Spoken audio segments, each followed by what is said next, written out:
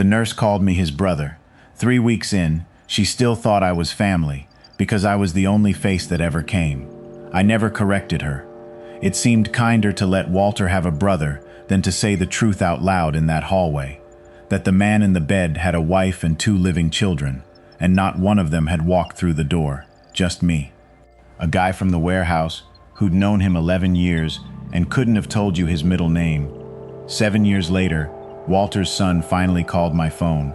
7 years of silence, and then his voice, careful, asking if we could talk. I sat down on my kitchen floor to take that call, because I'd waited the better part of a decade to understand the thing I'm about to tell you. Why a family stopped speaking to the one person who showed up. All I did was sit in a chair beside a man nobody else would sit beside. I didn't know yet what that chair would end up costing me, or that a simple kindness could cost a person anything at all. My name is Sam Porter. For 26 years, I've worked at the same distribution warehouse off Route 9, the kind of place with concrete floors and forklifts, and a break room that smells like burnt coffee and cold pizza. I load trucks. I'm 55. I tell you this so you understand I'm not a special person. I'm not the hero of this story. I'm just a man who happened to be standing close enough to see something everyone else had agreed not to look at. Walter Kessler worked the receiving dock. He'd been there longer than anyone, longer than the managers, longer than the machines. Nobody liked him. I want to be honest about that, because it matters. Walter was what people politely call difficult. He didn't talk.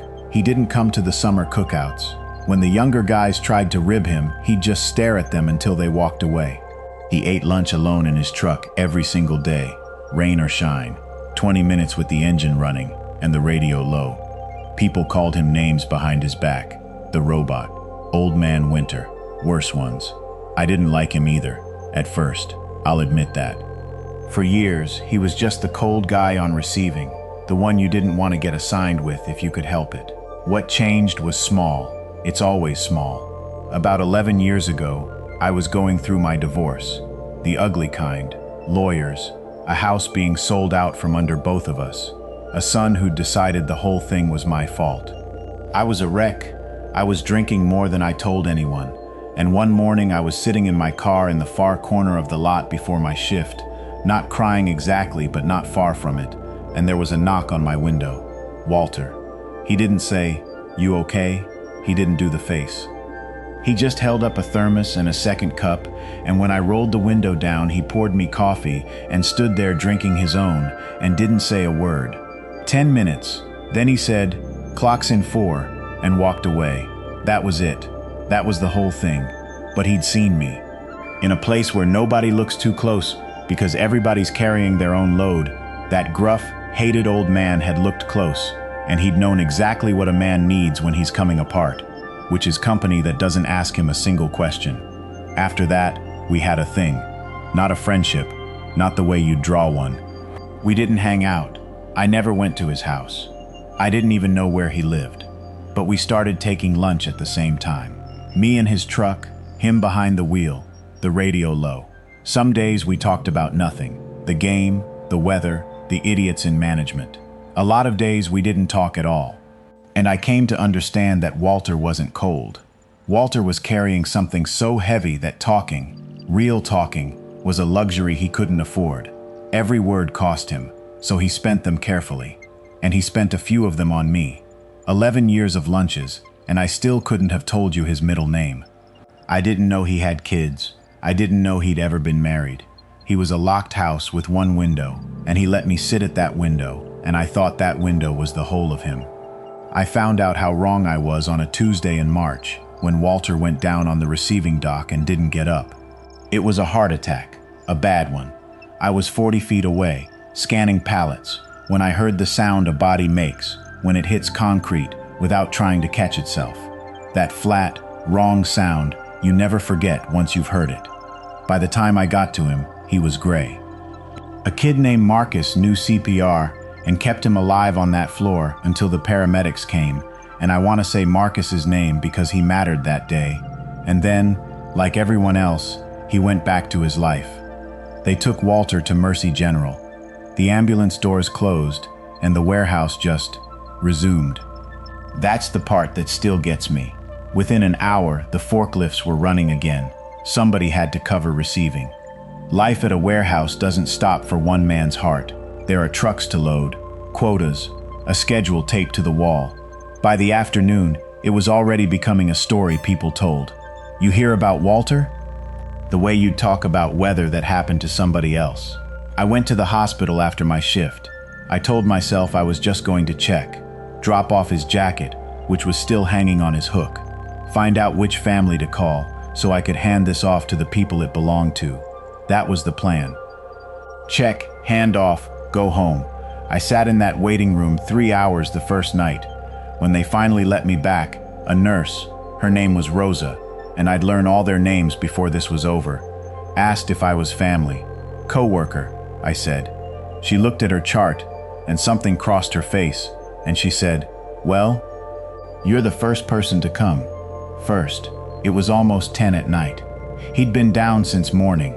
Walter looked small in that bed. I'd only ever seen him upright and armored, behind the wheel of his truck. Here he was, a frail old man with tubes in him and a machine counting his heartbeats out loud. I sat down in the chair next to him because I didn't know what else to do, and I stayed until they made me leave. The next day, no one came. I know, because I went back after my shift and asked. The chair I'd sat in was exactly where I'd left it. His chart still listed one visitor, me. I need you to sit in that with me for a second, because I couldn't get past it. This man had an emergency contact. The hospital had called them the first day, a son, Daniel. They'd reached him. He knew. And still the chair sat empty. Still the old man surfaced from the anesthesia and turned his head toward an empty doorway. I've been angry a lot of times in my life. Divorce anger, money anger, the slow grind of a job that wears you down. But standing in that hospital corridor, looking at an empty chair a son should have been sitting in, I felt a kind of anger I didn't have a name for. It felt like it was for the whole world. For every person who gets old and difficult and alone and then gets left on a Tuesday like a jacket on a hook. So I made a decision that I didn't think of as a decision. I just kept coming. After every shift, I brought the crossword because Rosa said hearing helped, and I read him the clues even when he couldn't answer. And on the fourth night, with his eyes closed, in a voice like gravel, Walter said the first full sentence he'd said to me in 11 years that wasn't about work. He said, "You shouldn't be here, Sam." And I thought he meant he didn't want me there. I was wrong about that too. He meant something else entirely. He meant it as a warning. "What do you mean I shouldn't be here?" I asked him, but he'd gone under again. That was how it went those first days.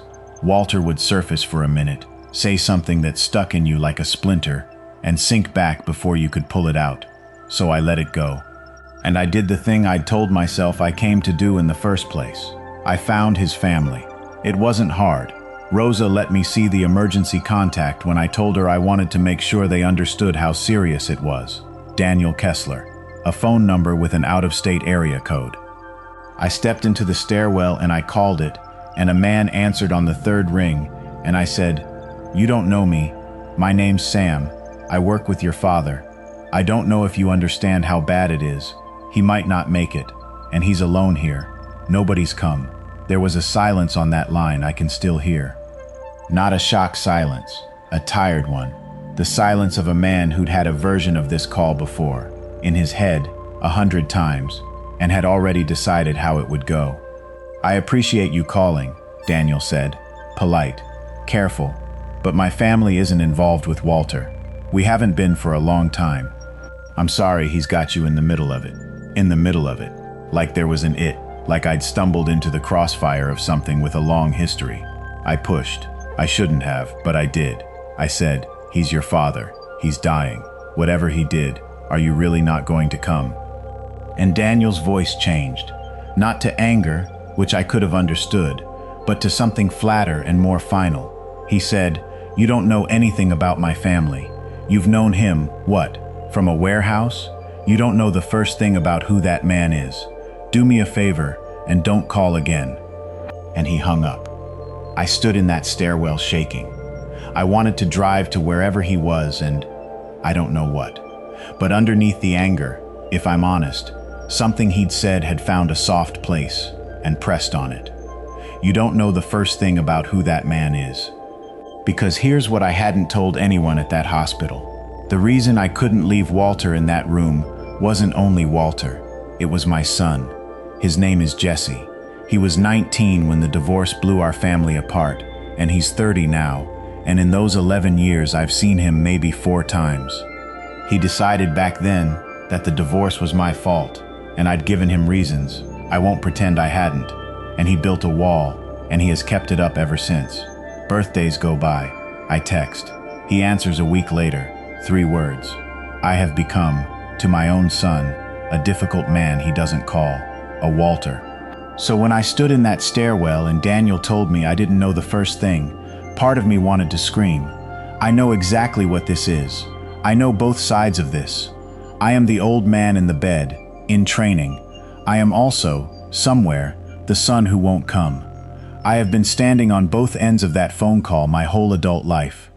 I went back into Walter's room. I sat down in the chair, and I decided, without deciding, that I was not going to let this man die the way I am terrified of dying, alone, on a Tuesday, with a son who couldn't be bothered, even if I didn't know the first thing about who he was, especially because I didn't.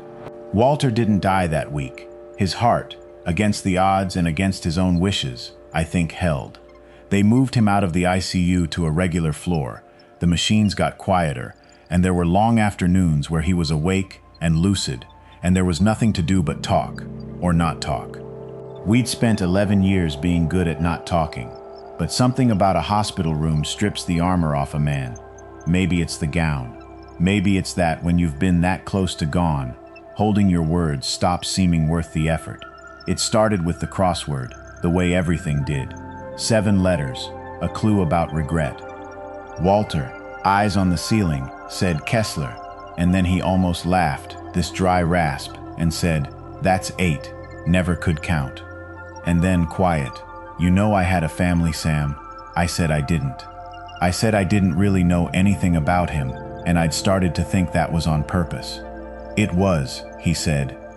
And over the next few days, in pieces, with long silences in between, Walter Kessler led a stranger from the warehouse into the locked house.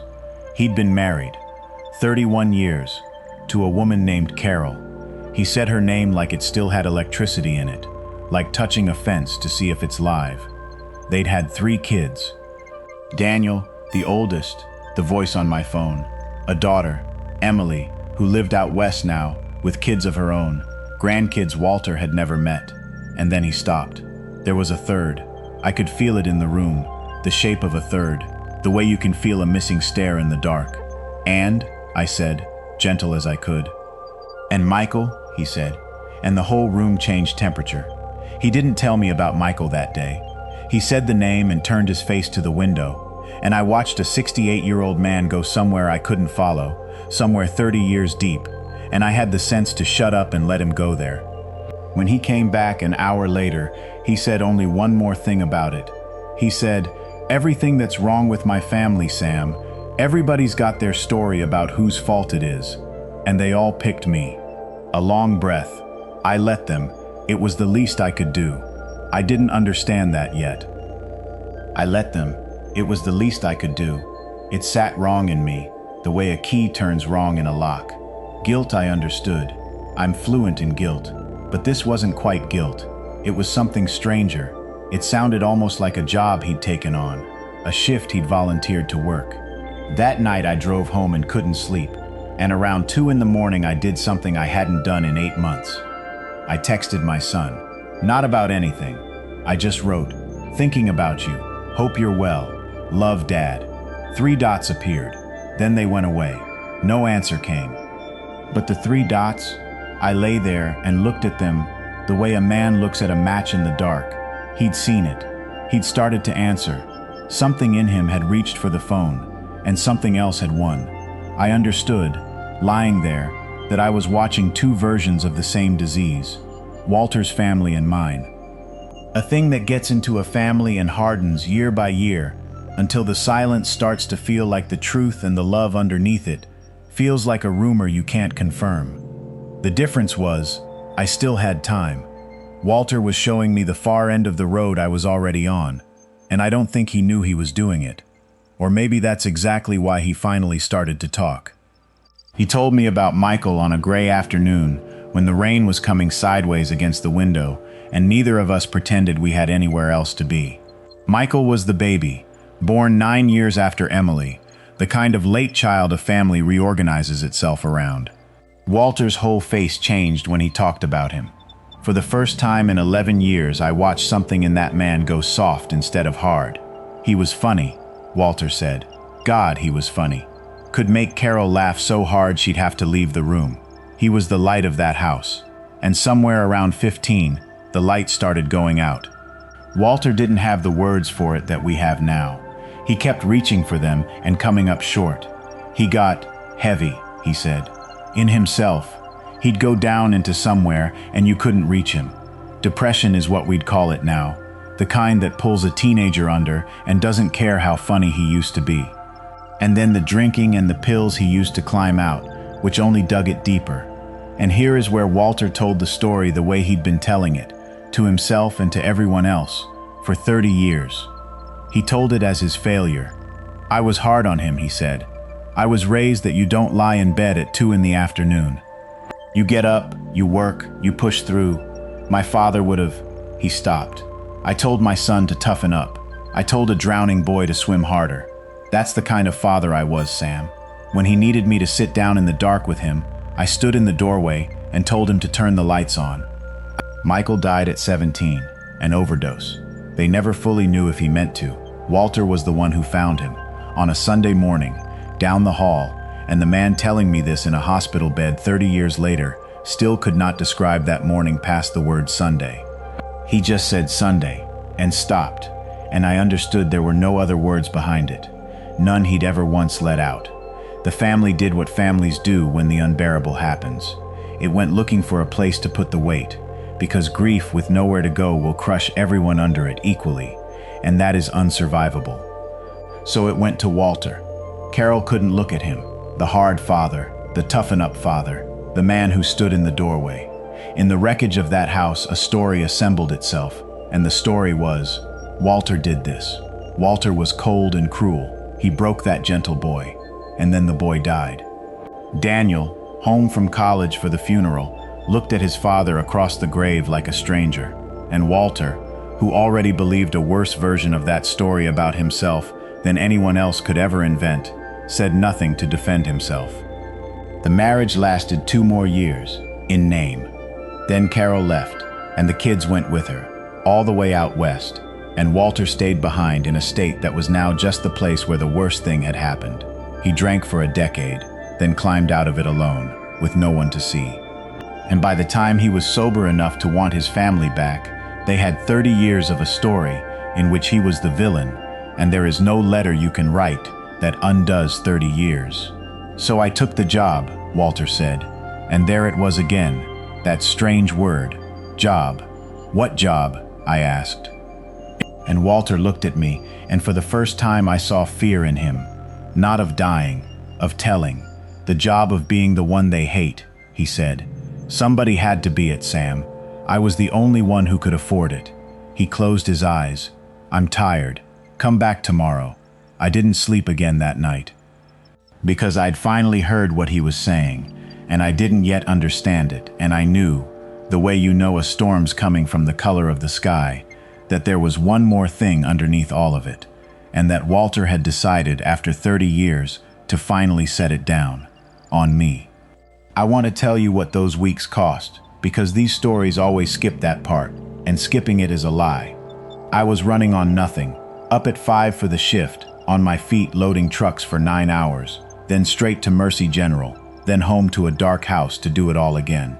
My body hurt in ways I hadn't earned, and the warehouse had opinions about it.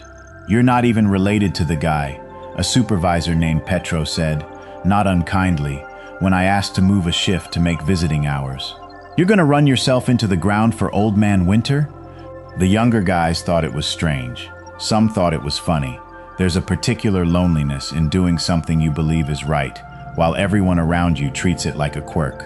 And I started asking myself the hard question, The 2 in the morning question. Why was I really doing this? Was it for Walter?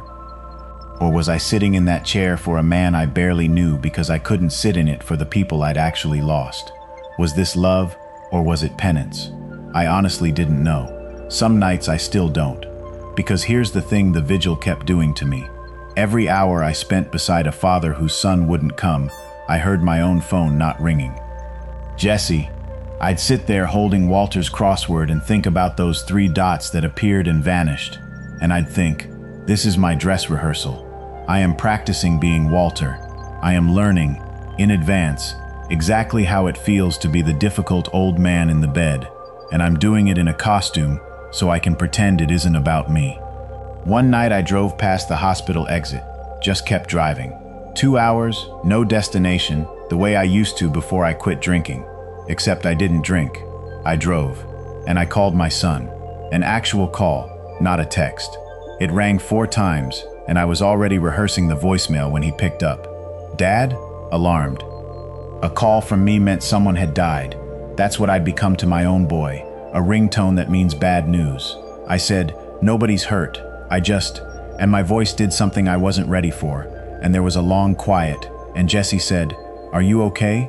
Not warm, but not the wall either. A crack in the wall. And I said, there's a man I work with. He's dying, and his kids won't come. And I've been sitting with him. And I think I've been sitting with him because I don't know how to sit with you. I don't recommend saying the truest thing you've got at 11 o'clock on a Tuesday to a son who hasn't let you close in a decade. It's a reckless thing to do. Jesse didn't say much, but before he hung up he said, That's a good thing you're doing, Dad. And I pulled over and put my head on the wheel, because it was the kindest sentence he'd handed me since he was a boy. I went back to the hospital the next morning before my shift, which I never did. Mornings were for work. But something told me to go, and when I walked in, I knew. Walter had gone downhill in the night. An infection, his heart too weak to fight on 2 fronts. Rosa met my eyes over his chart and gave me the smallest shake of the head, the one they're not supposed to give but do, when they've decided you're family enough to deserve the truth. Walter was awake, barely. He saw me, and something in him steadied, like he'd been holding on to make sure I came before he let go of the last thing. He lifted one hand off the blanket, it cost him everything, and pointed at the little cabinet where they keep your belongings in a plastic bag. In there, he whispered. I need you to do something for me, Sam, and you're not going to want to. Inside the plastic bag, under his folded work shirt and his wallet, was a watch and a phone.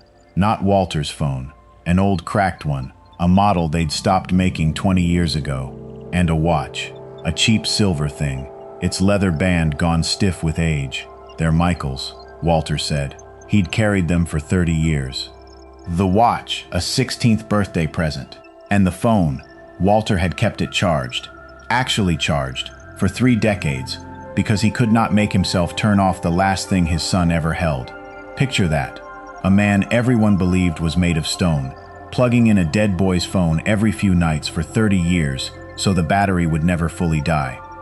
That was the inside of the locked house. And then Walter told me the thing he had never told a living soul. The night Michael died, he hadn't been alone in it, not the way the family believed. Around midnight, Michael had reached out. Going under, he'd done the bravest thing a drowning kid can do. He'd reached for a hand. He called his big brother. He called Daniel. And Daniel, 20 years old, 3 hours away at college, at a party, seeing his little brother's name light up the screen for the 4th time that week. Daniel had let it go to voicemail. He'd texted back, "Can't talk, Tatiel. Go to sleep. You'll be fine." The ordinary impatience of a young man who thought his brother was just being dramatic again. Nobody could have known. And in the morning, Michael was gone. Walter found the phone before anyone else. Sunday morning, in that room. 4 calls to Daniel.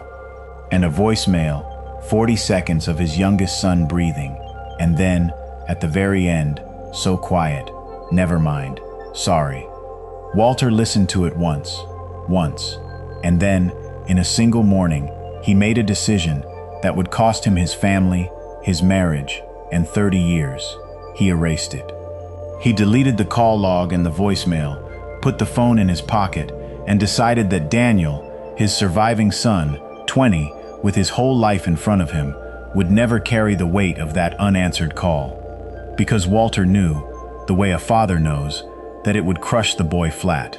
Somebody was going to be to blame, Walter said, and now the tears were coming, silent, into the pillow, because he didn't have the strength left to sob. A family can't hold a death like that, with nobody to blame. It'll tear itself to pieces. So I took it. I let it be me. Cold father, hard father, drove the boy to it. I let them all believe it.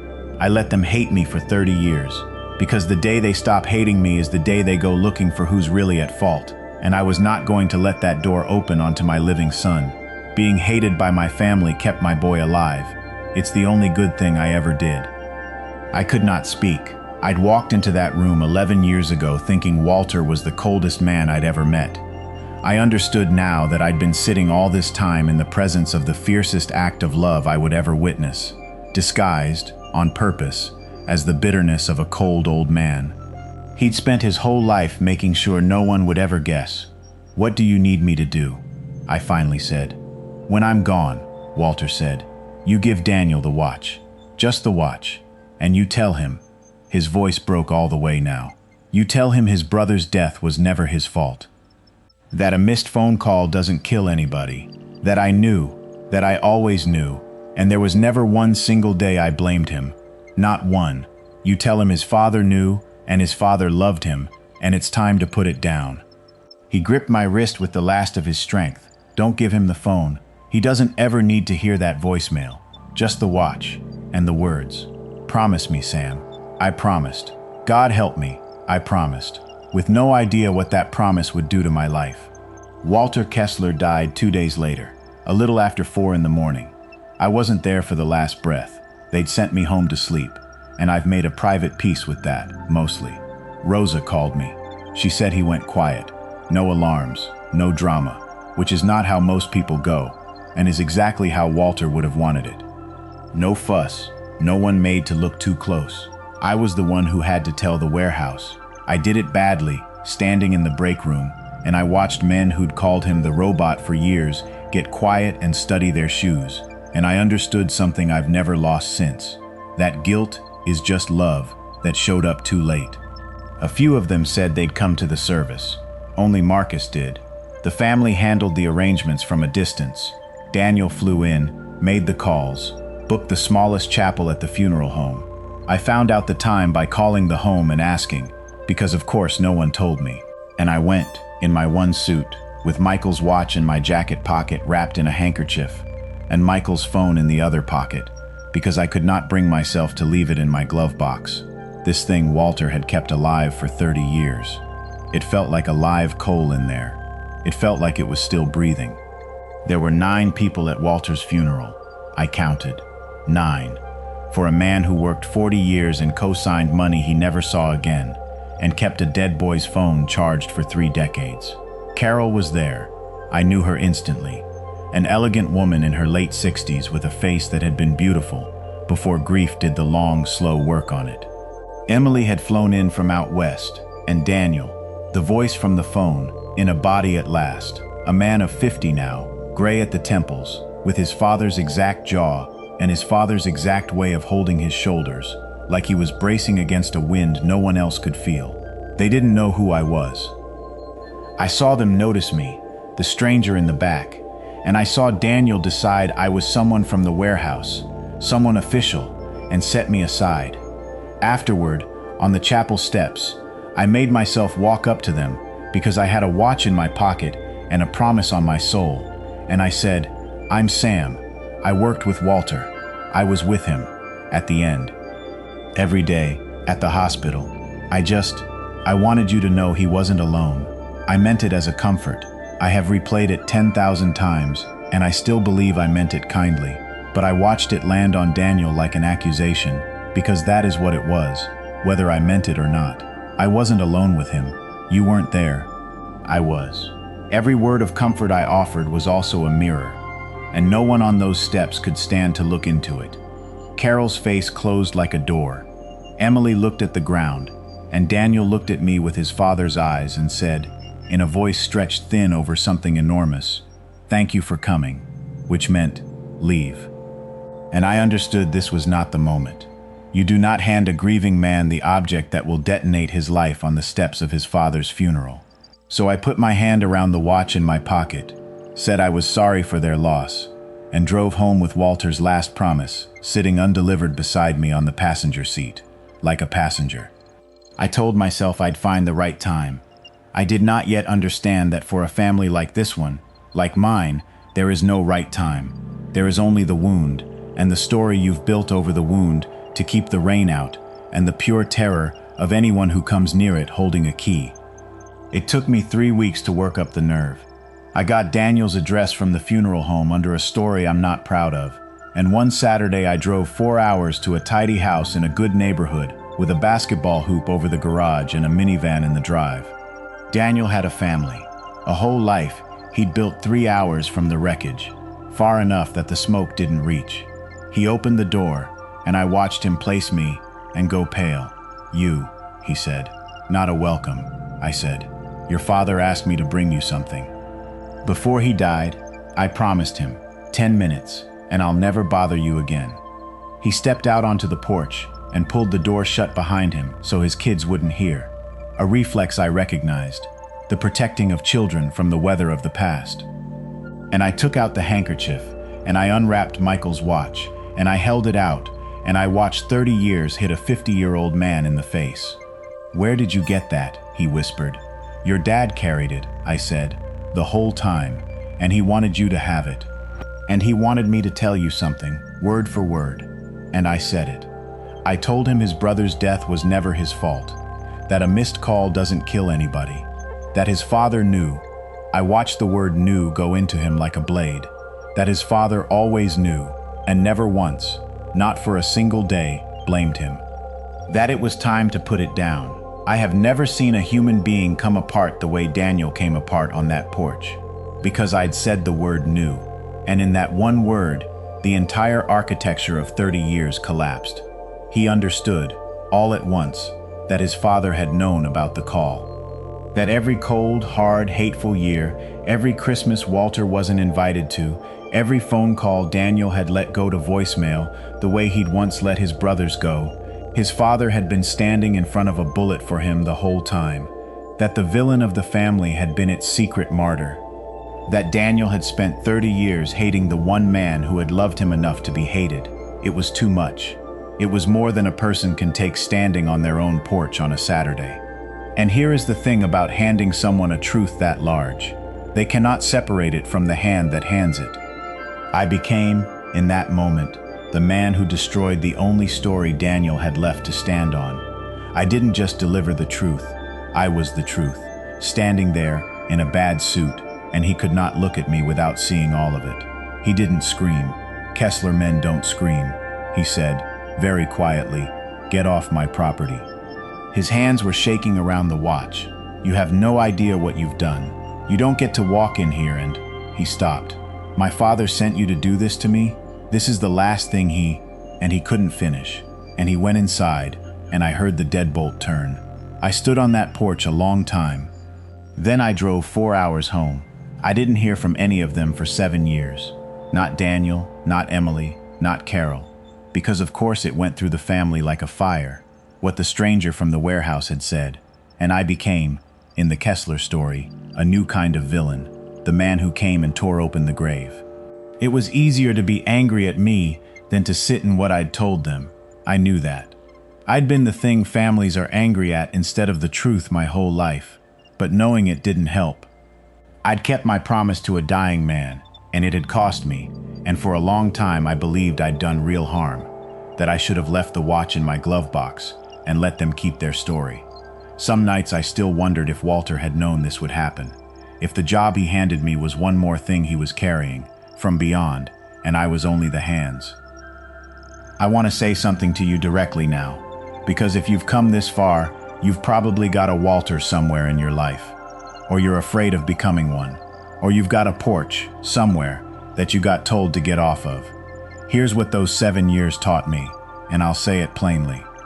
Showing up for someone is not a guaranteed good with a guaranteed reward at the end. Sometimes you show up and it costs you. Sometimes you carry another person's truth, and the very people who needed to hear it will hate you for bringing it. The world sells us a story where doing the right thing pays off by the end of the hour. It doesn't always. Walter did the most loving thing I've ever heard of, and it bought him 30 years of being hated. I kept a promise to a dying man, and it bought me 7 years of silence. If you only ever do the right thing when you're sure it'll be rewarded, you'll spend your whole life doing very little. The showing up has to be the point. The showing up has to be enough on its own. If you've made it this far with me, I want to invite you to subscribe to our channel and join us every day, because these are the stories we tell here, the quiet ones, about the people the world writes off as cold, and what's really kept inside the locked house. And I have to tell you how this one ends, because it doesn't end where you think. Those 7 years, I didn't just wait. Walter had shown me the far end of a road, and I had gotten off it. That call to Jesse from the side of the highway had been a crack in the wall, and I put my whole life into that crack. I didn't push. I'd learned from a dead man that you can't letter your way back into someone's trust with one grand gesture. You do it in 1,000 small, unglamorous ones. A text with no agenda. A birthday card that asks for nothing back. Showing up to exactly the things I was invited to, and not 1 inch further. I stopped defending myself about the divorce, stopped explaining, stopped trying to win the old argument.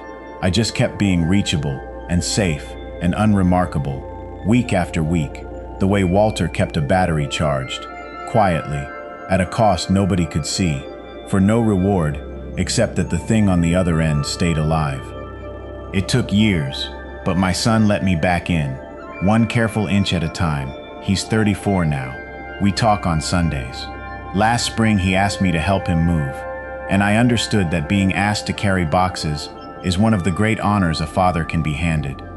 I got my son back because a hated old man on the receiving dock had shown me, without ever meaning to, what love actually costs, and how quietly it has to be paid. And then, 7 years after that porch, my phone rang. An out-of-state number I didn't recognize, but somehow did. I answered, and a careful voice said, "Sam, it's Daniel Kessler." He was quiet a moment, then he said, "I've spent 7 years being angry at the wrong person. Again, could we talk? I think I finally understand what my father was trying to give me, and I think I owe you an apology that's going to take me a while to say." I sat down on my kitchen floor, which is, if you remember, exactly where this story started. Daniel drove the 4 hours this time. He sat at my kitchen table, this man with his father's jaw, and he told me what the 7 years had been. The truth I'd handed him on that porch had nearly destroyed him. He wouldn't pretend otherwise. For a year he'd hated me, because I was easier to hate than himself. But you can't unknow a thing like that. He'd started seeing a counselor, first time a Kessler man had ever sat in that chair, and slowly the hatred had turned into something else. Grief, first, then a strange, wrecking gratitude, then the need to find the one person still alive who'd been in the room, me. He'd made his peace with his mother before she passed, the year before, told her a version of the truth gentle enough to let an old woman rest. Emily knew now too. The story the family had lived inside for 30 years had finally been rewritten, and the cold father at the center of it had quietly become what he always was. Not a monster, a man who loved his son enough to be remembered as one. Daniel had brought the watch. He set it on my table. For a bad second I thought he was giving it back, but he said, "Hold on to it until you do the thing you've been putting off." He'd seen it in me in one afternoon, the way his father saw me through a car window 11 years before. "Go be with your son," he said. "Not on the phone, go." Then he asked me, careful, the question he'd driven 4 hours to ask. Was he, at the end, was he at peace? And I got to give this man the one thing 30 years had denied him. I said, he was. He'd set it down. The last thing your father did on this earth was make sure you would never have to carry it. Daniel put his face in his hands at my table, and I put my hand on his shoulder, the way an old man once poured me coffee through a car window and asked me nothing. Walter kept a dead boy's phone charged for 30 years, so the battery would never die. I used to think that was the saddest thing I'd ever heard. I don't anymore. Some things you keep alive on purpose, at a cost no one can see, because letting them die would be the greater loss. A phone. A promise. A way back to your own son. I never did give Daniel the phone. Some promises you keep even after the man who asked is gone. But the watch sits on my desk, and this weekend I'm driving to see Jesse. Not for a birthday, not for bad news, just to sit in the chair. That was the whole of it. You already know whose chair you've been meaning to sit in. Go sit in it. Don't wait for a hospital. If this reached something in you, share it with 5 people who need it. Leave a comment and tell me about the person you showed up for, or the one you still can. And tell me what story you want me to hear next.